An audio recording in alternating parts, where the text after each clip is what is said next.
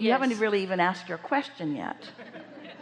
Okay, so is there my soul in this lifetime? I sort of understand it is that this is one of many, many lifetimes.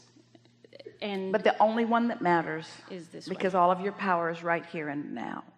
This is where your focus is, and everything that you've lived, your inner being has become, and your inner being is standing there vivid, the totality of who you are. The furthest most representation of the evolution of that which is you is your inner being. And the question is, where are you in relationship to that? Okay. So my inner being is everywhere. My inner being has been, always is, and will always be. Yeah. Ooh. I love that. And always aware of you and where you are in relationship to everything that matters to you. So I have come here to simply live the contrast and the experiences and for the fun of it. You've come here to discover a new desire to which you can move toward, because that is satisfying.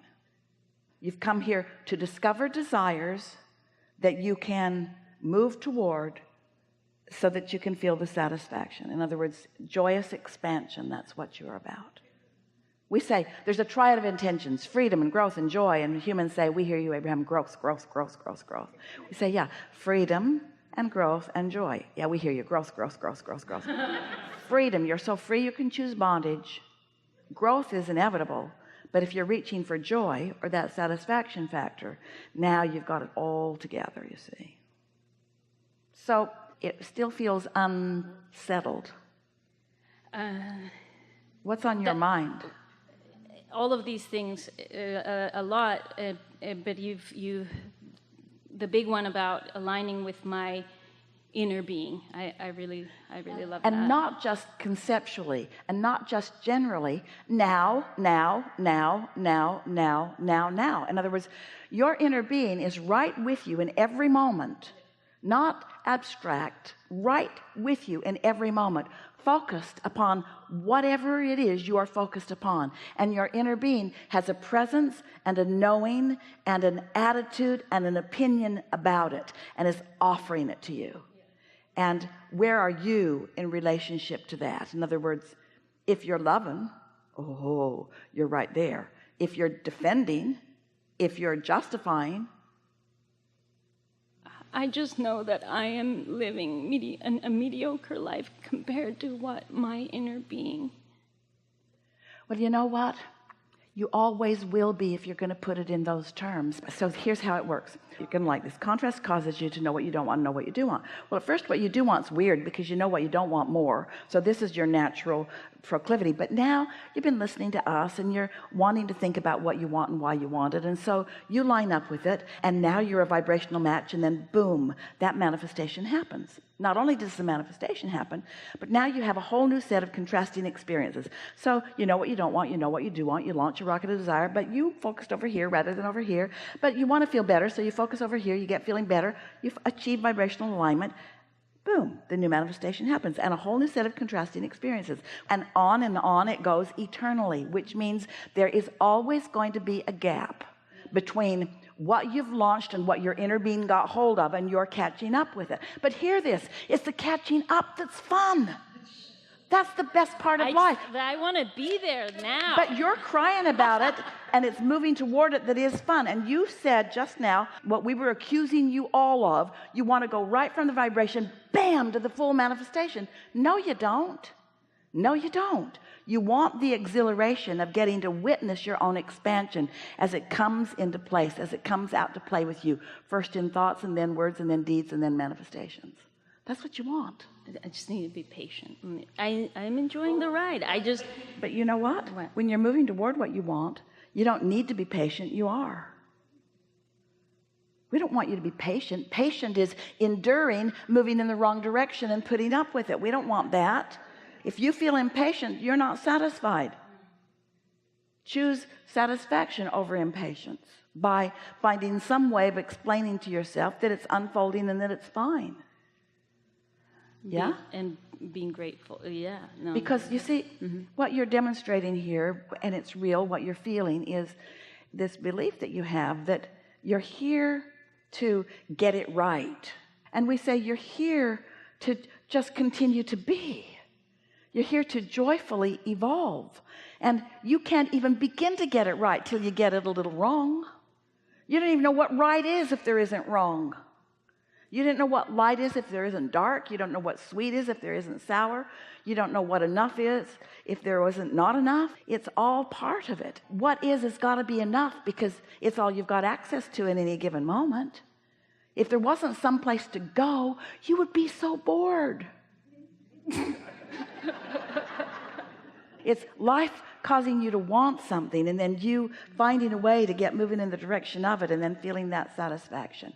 And yes, we know what you're talking about, because on some subjects you are magic. On some subjects you line up so easily, the thoughts flow easily, things unfold for you, and you want that on all subjects. We understand that, but just remind yourself of the laws of the universe and compliment yourself as often as you can about how well you're doing, and acknowledge how many things are going the way that you want them to go.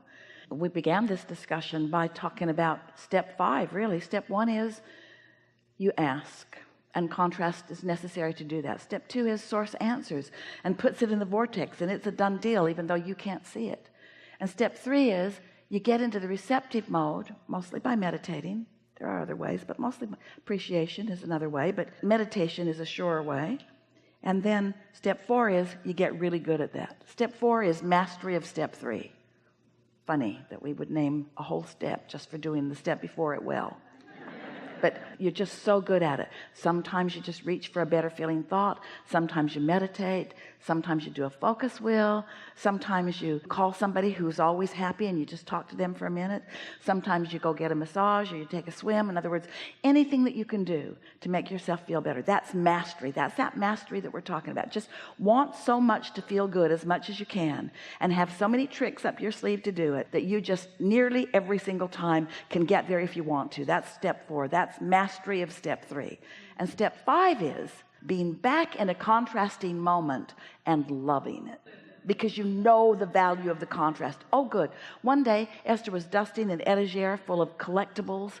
Jerry and Esther had collected them for years, precious things, Yadros and Sabino glass and some Dom and all the special things that both of them had enjoyed as they gathered up along their physical trail, and they were all on this etagere. And Esther went to dust it, and it had little pegs that glass was sitting on, and Esther didn't realize that every time she dusted it, it was moving a little more off its peg. And so this one day she just reached her hand up and laid her dust cloth on it, and that was the last bit of holding that it had. And this very heavy top glass slipped off its peg and crashed to the next, which crashed to the next, which crashed to the next. And Esther standing in her bare feet, and Jerry heard the crash from the other room, and he said, "Don't move," because he imagined she was standing in shards of glass stuck in the wooden floor all around Esther. And Jerry walked into the room, and Esther was standing there in shock and horror. And Jerry said, "Oh good, more things to want."